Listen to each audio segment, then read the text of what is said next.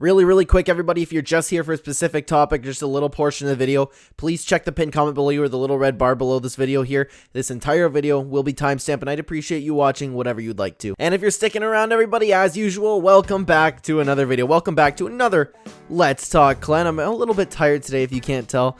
I've been working really hard for a little bit, so I wanted to get another recording in this and I just couldn't find a day where I wasn't really working too hard, so I apologize if I sound a little bit off. I really enjoy making these videos. I'm honestly just beat.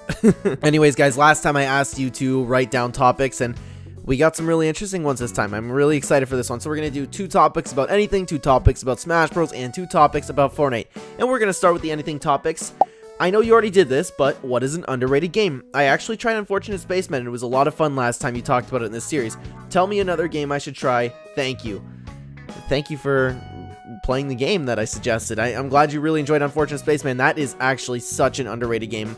That video, when I made a video about it, a lot of people did like it, so I'm thinking about, I kind of want to do it again. I just never really got around to playing it again. Played it a couple times, we got the hang of it. Again, it's kind of like Among Us, but you had to really get the hang of it. But I'm not talking about Unfortunate Spaceman. Another underrated game, I had to think about that. And I think I'm going to tell you to go play Phasmophobia. I was a little hesitant in saying this, though, because Phasmophobia is a horror game, and horror games are not for everybody, but man, this is a really fun horror game. I originally saw it from my friend Michael. Sent me a video, and he was like, check this out, PewDiePie just played this awesome horror game. PewDiePie was like, I can't remember what he titled it. It was like, this is the best horror game in forever, or something like that. It really was. It's a Phasmophobia. I can't remember if it's free or not. I don't want to say it's free. Man, I can't remember. I'm sorry. I'll try to remember to write that in the pinned comment if I do. But anyways, if it does cost money, it doesn't cost a lot of money at all.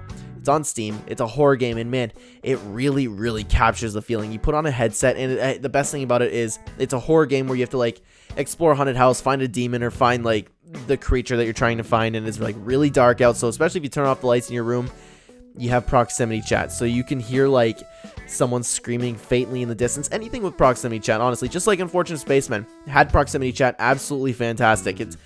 A proximity chat just makes every single game fun. If you like horror games, try Phasmophobia. And I sorry if you don't I'm kind of trying to get you to play another game because you tried the last game that I suggested, which was really cool. And again, thank you for doing that. You of course don't have to. I don't know if this is necessarily underrated, but I could mention Sea of Thieves as well. I won't go too deep into Sea of Thieves. It's just a beautiful, absolutely stunning game. I spent so much time looking at the water. But Phasmophobia, again, if you like horror games, if you like to be spooked, because this game honestly will spook you. Sometimes you forget that you're in the game. It's really cool. That's what I love about a game. And sometimes you just feel so alone, and the sounds, the whole feeling that Phasmophobia captures is the perfect horror game. I can't really describe it other than that. You have to go in, you have to find the demon, find what it is, and escape untouched. Really cool. Won't repeat myself anymore. Let's get into the next topic. And this one was actually very interesting. How did the Spark Squad come to be? So if you guys don't know, I have a series on my channel called the Spark Squad, and the Spark Squad consists of a squad of Fortnite. Me, my brother Josh, my friend Brandon, and my friend Nick. We all known each other for a very long time. We played a lot of Fortnite together, but actually we ended up calling it the Spark Squad from the comment. I'm trying to remember the exact username you use, but you watch my channel a lot. You'll probably see him in the comments, actually. It's the guy with the Ganondorf account. Ganondorf gives advice. I'm so sorry if I don't remember your name. But we ended up landing at the shark a lot, but my friend actually just mispronounced saying spark, or he mispronounced saying shark, and he said spark. Where we go and landed at the spark, and then one of that comment from the Ganondorf account said the Spark Squad, and that was actually so fitting. We ended up just sticking around. We ended up calling it the Spark Squad, and if you want to know why us, we just happened to be playing at the time. It was at the beginning of Chapter 2 Season 2, and if you didn't know, that was a fantastic season, by the way. If you played it all in Chapter 1 Season 1, that's where a lot of people actually quit the game, quit Fortnite, because the content was so dry, and it was for what, 6 months or something like that. I still enjoyed it. We still enjoyed it. So we started playing more often. Josh, Nick, Brandon, and I. We started playing more often because I don't want to sit here and be I have a ton of friends to play Fortnite with, which I do, but I don't want to be hey, look at me, I can play with anybody I want. I chose these guys. I just don't want it to come off that way. I really hope I'm not sounding like that. So a lot of my friends actually stopped playing Fortnite and played less and less, which it hurt me on the inside a little bit. But at the same time, I had so much fun with Brandon, Nick, and Josh, and we started playing more and more. And then now it's like we play Fortnite so much together now, and it's so much fun. We play other games too. We ended up playing well into Chapter 2 Season 2, and that's when we started making the videos, the Spark Squad videos. It started sinking in. It was like, man, we can upload this to YouTube, and a lot of people actually ended up enjoying it, finding us really, really funny. And I don't want to sound arrogant or anything here, but I do think we're pretty funny. I do nothing but laugh when I play with those guys, so it's really cool. So how did the Spark Squad come to be? We've been playing together. We just played together a lot more often. Uploaded to YouTube, and the Ganondorf account actually named us the Spark Squad, which was, again, really, really cool. So I hope that's the answer you're looking for. How did the Spark Squad come to be? I think I covered everything there. Thank you for your comment. And guys, we're moving on to Smash Bros now. Hey again, Clen, thank you so much for reading my question on this video. No, thank you very much for commenting. You do not owe me a thank you one bit. I appreciate your comment. I'm very grateful. I do, however, have another question. What are the chances of a Valve character getting in Smash? I know that Valve isn't close to Nintendo, but who knows? We got Steve, Banjo, Joker, and Sephiroth, so I expect anything to be in Smash, which is a good point there. Also, I have one other thing request from you. You don't have to do it, it'd be awesome if you can. Could you shout out my good friend Tay Draws? She's getting close to 2K subs, and it would be amazing if you could shout her out. She's an amazing artist and voice actor. You will not regret checking out her channel, I promise. But yeah, again, thanks a bunch. Thank you for your comment. Absolutely. I actually did take a peek at Tay Draws, and I saw quite a bit of Kirby Right Back At You stuff on there, and I was like, man, I actually completely forgot that existed. It like shot me in the heart a little bit with some memories. So yeah, guys, go check out Tay Draws. I'm so bad with the cards.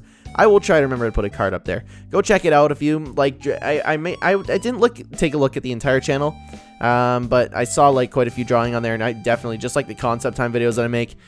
I wish I was creative like that. That's like so good. I saw a couple drawings on there, fantastic stuff. So if you like that type of stuff, feel free to go check it out. I'm happy to shout it out. So anyways, for Valve coming to Smash though, the two things come to mind for me: Portal and Team Fortress.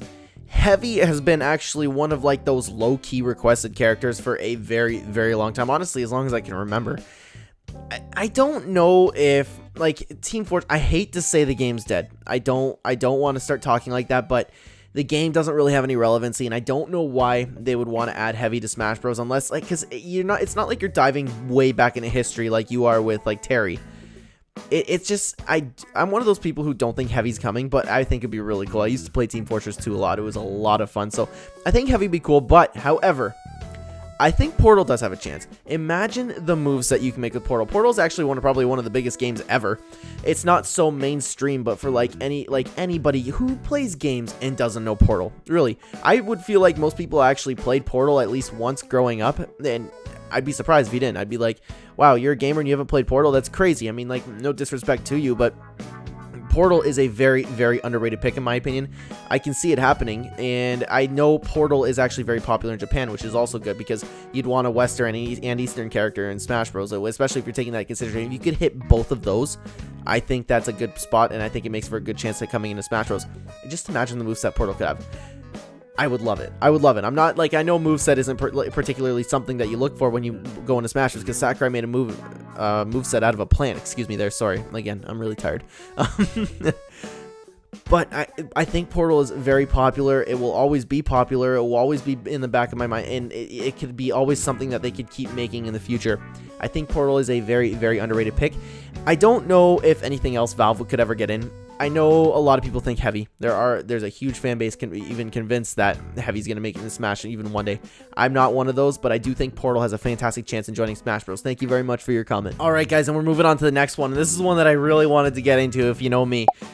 Did you see Aaronitmar wants Jonsey in Smash? 1, how cool is that? 2, what are your thoughts on it? I'd appreciate you wanting to hear my thoughts on it. I think it is so cool. I saw that video and I was like, at first I was looking at the date, I was like, okay, April, I watched on like the 30th, somewhere around there, somewhere at the end of the month, and I was like, okay, too early for April Fools, and I was thinking it was like some type of joke, especially when I clicked on the video, and he put on like the ninja headgear, and I was like, okay, it's a joke, it's gotta be a joke, but no, the guy actually went in and started talking about how much he wanted Jonsey in Smash, and he goes, I like Fortnite, and the comments on there were actually very, very surprising. I think it was incredible. I was very, very surprised to see such a big and like beloved YouTuber talk about Fortnite in such a positive light, especially when it comes to Smash Bros. I'm not gonna lie to you, I want to talk so much more about that, but I do want to make it its own video.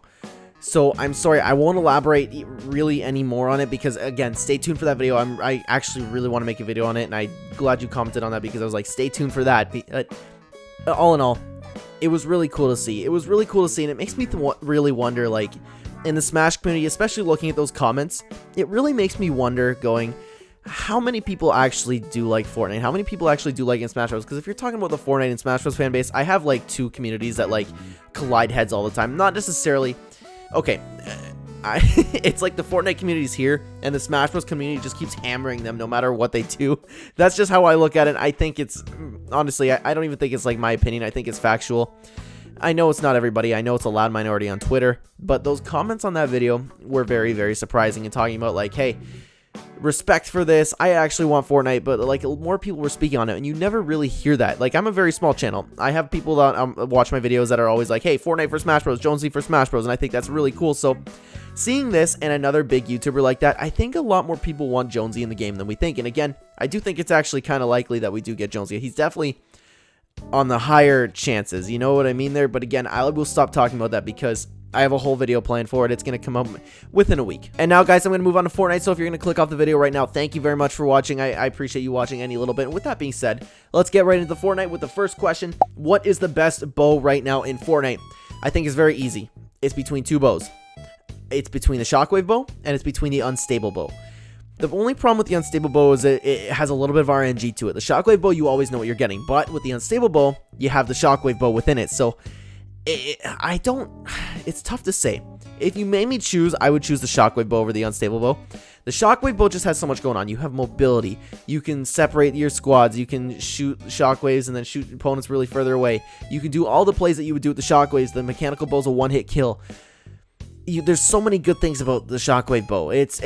I don't know why people don't use it, because I know there's a lot of people who go, I don't know. I'm not going to really run any bows this game. But I was like, really? You're not even going to run a Shockwave Bow? You're not going to try and do that? But the Unstable Bow, that's where it's really, really hard to say, because you have all the pros of the Shockwave, again, like I just said, but you get the Flame Bow, the Stink Bow. You can do so many different things with that, but the only problem is you have RNG, so you go, I need a Shockwave right now for mobility, but nope, Stink Bow, Explosive Bow, Stink Bow again, maybe Explosive Bow, Flame Bow, and then you get the Shockwave Bow. You never really know what you're getting, so I do think the safe pick is the Shockwave Bow. Definitely between those two, though, especially because the Shockwave is a one-hit kill to heads. If you get really good with that thing, you can just keep pinging people all over the place, and there's so many different things you can do with it. Anything you can do with the Shockwave Grenade, you can do with this. It's a 2-in-1. It's a bonus, and it is by far the best bow in my opinion. I'm going to make a complete breakdown for this. I'm sorry that I'm saying, hey, stay tuned for this for another topic, but man, like, the Shockwave Bow is incredible in my opinion. I can't believe more people aren't using it. A lot of people actually do like the Stink Bow. It's just from what I've seen, and a lot of people don't even use the Unstable Bow. I never, ever see it in a game. I think that's really underrated. Definitely between those two, but if you made me pick, I think I'll go with the Shockwave Bow. And lastly, we have another really interesting one here. It seems most people don't agree with you about turbo building. To be honest, I see both sides. I want to know if you understand the other side and why you think they aren't with you. Okay, I definitely understand the other side. I understand that people are like, no, don't nerf my building. You do, like, it comes to like the sweat bad type. It's tough to say. I'm trying to get my point across here. You know those people that say like sweat bad and then they get countered with that with the actual Fortnite players? Those people feel like you would be catering to the people who are just saying sweat bad. But what I'm always suggesting is like what they did with Season X when they nerfed turbo building. They nerfed it for everything. They made everybody play with a nerfed turbo building, and I don't think that's the way to go about it. I do think it is ultimately healthy for the game, but I don't think it's the way to go about it. It's not fair to everyone who's stuck with Fortnite to like make them play kind of like a different version of Fortnite. I think what I'm always supporting is, one, either change pubs to have that turbo building nerf and leave arena how it is, or keep pubs and comp the same way it is and add a third separate playlist. Call it like OG or nerf turbo building, whatever you want to call it, or turbo no. That's what I'm suggesting. I don't think that I am on the side of just the Season X nerf, we need to bring that back. I'm kind of like, I know it's not my brand new idea. Actually, it might be. I did think of it on my own, but I'm sure like other people have thought of it. I don't really think that I'm on the side of like, hey, everybody needs a nerf, sweat bad. I am not on that side at all. I love Fortnite. I enjoy playing the competitive game every now and then. I really do. And I'm not, I guess I'd be considered a sweat at the game, but I'm definitely not like nearly able to compete. I do think when it comes to the Fortnite community, they do not know what they want, and they've proven that time and time again over the past 3 years. They just don't know what they want. And I'm not saying, hey, I'm Fortnite's savior here. I know exactly what you want here, but I do think that what I suggested, one of those two things would be very, very healthy for the game. And you can bring back so many people that you lost along the way, the people that are getting bored with Fortnite, the people that miss the OG days.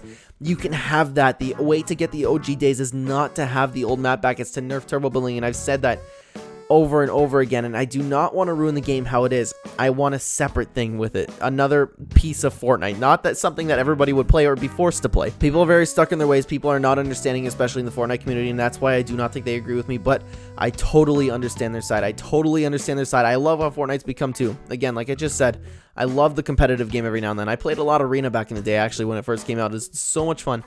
I wouldn't actually, if I had the choice, ultimately,